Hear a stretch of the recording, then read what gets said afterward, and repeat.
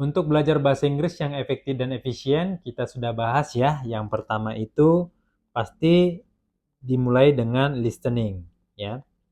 Dan yang kedua yaitu dengan speaking, ya. Kita mau bahas tentang speaking ini, ya. Nah, untuk speaking yang efektif, ya, sebenarnya memang harus ada partner kita dalam berbahasa Inggris, ya. Jadi kita harus ngomong itu enaknya sih ada partner, ya. Jadi kita bisa berpraktek dengan efektif dan efisien, ya. Jadi kita bisa ada dua arah begini, ya. Namun kita hidup di negara di mana bahasa Inggris itu tidak menjadi sesuatu yang menarik untuk digunakan pada keseharian, ya. Baik itu di sekolah, di kampus, ya.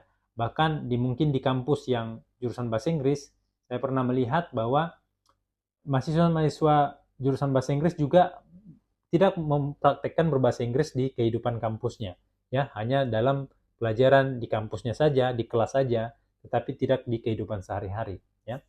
Jadi mungkin kita agak sulit untuk menemukan komunitas atau lingkungan yang berbahasa Inggris, ya, atau sering melakukan berpraktek bahasa Inggris. Mungkin di sekolah internasional, mungkin di komunitas-komunitas tertentu, komunitas bahasa Inggris, ya, atau di lingkungan lainnya, di perkotaan mungkin kebanyakan, ya.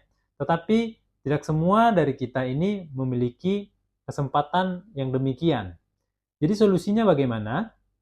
Solusinya adalah tidak masalah jika kita belajar sendirian asalkan dengan metode dan cara yang tepat. Nah, secara umum, step atau langkah-langkah level kemampuan seseorang itu kita gambarkan begini, ya. Kita buat aja namanya level, ya. Nah, level orang dalam bahasa Inggris itu dalam speaking terutama, ya. Nah, di dalam speaking ini yang pertama, biasanya uh, kalau yang beginner itu dia punya ide, ya, yang ingin disampaikan dalam bahasa Inggris.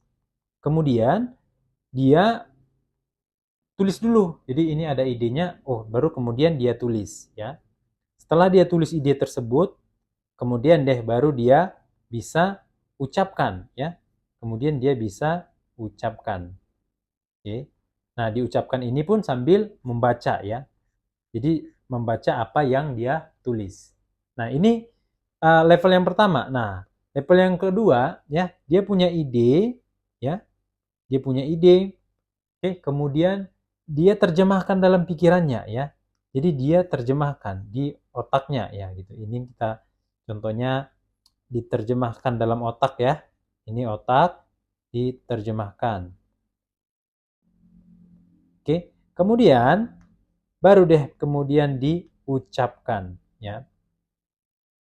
Oke, baru kemudian diucapkan.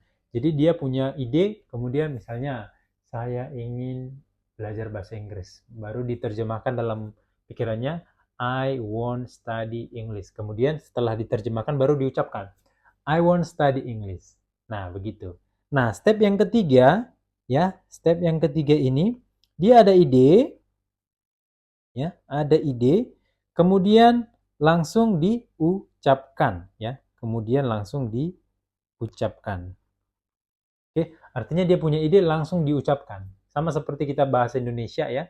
Oke, aku punya ide, idenya adalah begini, begini, begini, ya. Atau kamu pengen mengotakkan sesuatu, langsung kamu ucapkan. Itulah yang namanya fluent, ya, fluent. Jadi dalam bahasa Inggris, ketika kita punya ide, kemudian kita bisa sampaikan ide kita tanpa harus kita terjemahkan dulu dalam pikiran kita, itulah yang namanya fluent, ya. Ketika ada ide langsung tersampaikan tanpa ada proses terjemahan di sana. Jadi inilah sebenarnya yang menjadi goals kita, ya. Jadi inilah yang menjadi goal ketika kita belajar bahasa Inggris, bisa fluent in English. Nah, proses ini, ya, proses ini mensinkronisasi antara pikiran kita dan mulut kita, ya.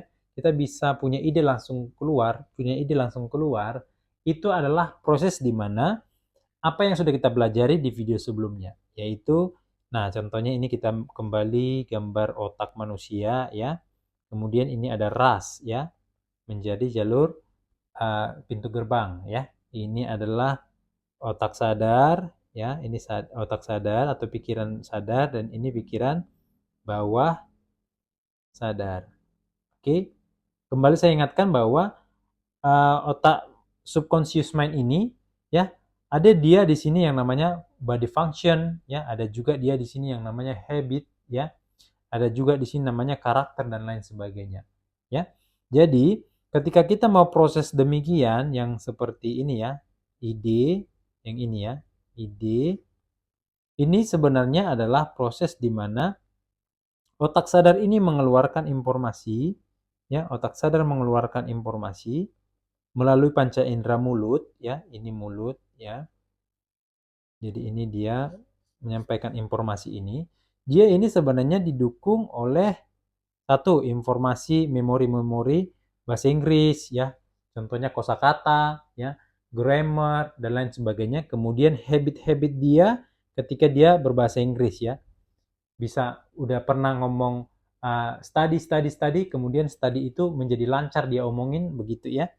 Nah, jadi ada dukungan dari alam bawah sadar untuk menyampaikan ide tersebut. Ya.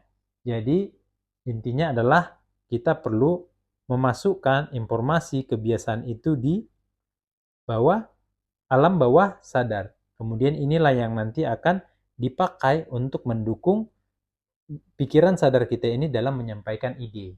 Begitu ya. Jadi proses habituation-nya adalah di sini. Ya. Jadi ketika ide itu masuk, ya misalnya kita pikirkan ide itu, kita buat yang kuningnya, masuk, informasi itu masuk, ya. Kemudian informasi yang sudah ada ini kita pakai, ya, bukan kita keluarkan tapi kita pakai keluar, ya. Kita pakai, maka ini tadi, ya, ada habituation, ada memori dan lain sebagainya ini semakin gede atau semakin teringat, semakin kuat dia di dalam pikiran bawah sadar kita. Yang belum terbiasa jadi kebiasaan, maka kebiasaannya semakin besar, ya. Memorinya contohnya I want study English-nya dulu masih masih agak-agak lupa, sekarang kalimat itu semakin besar, karena udah sering kita omongin, itu dia akan semakin besar. Nah, contohnya main bola juga demikian. Ketika sering latihan, sering gerakan itu dilatih, maka menjadi kebiasaan. Nah, kebiasaan bermain bola itu semakin besar ya. Ketika itu semakin besar di alam bawah sadar kita, maka kita akan semakin ahli. Maka perlu habituation, di mana informasi yang sudah kita tanam ya, informasi itu bisa berupa karakter, memori, ya, data-data itu bisa kebiasaan, itu semakin kita tanam dan kita gunakan sering, ya, kita gunakan terus, maka dia akan semakin besar ya di dalam pikiran bawah sadar kita. Itulah inti daripada kebiasaan itu sendiri. Jadi sekali lagi kesimpulannya adalah masukkan informasi atau data-data ke dalam pikiran sampai ke pikiran bawah sadar, kemudian seringlah pakai ya.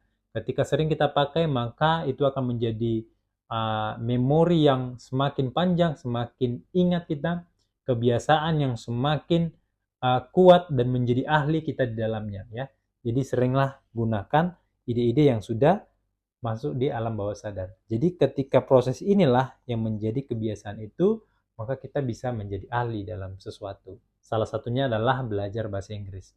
Masukkan informasi, kemudian pakai informasi tersebut secara berulang, maka dia akan menjadi memori yang kuat dalam pikiran bawah sadar kita, menjadi kebiasaan yang kuat. Maka ketika kita punya ide, langsung fluent, bisa langsung ngomong berbahasa Inggris. Begitu. Jadi di course ini kita sudah desain e-course ini untuk bisa mempraktekkan hal tersebut. Kita ada banyak listeningnya, kita banyak speakingnya, ya. Jadi ketika itu diinstruksikan, lakukan saja ya untuk membangun kebiasaan. Maka nanti akan kelihatan hasilnya. Begitu aja, kesimpulannya adalah jangan khawatir ketika kamu belajar sendirian ya. Memang efektif bisa punya partner bahasa Inggris, tetapi tidak menutup kemungkinan kamu bisa belajar efektif dan efisien seorang diri melalui e-course ini. Sampai ketemu di video mindset selanjutnya.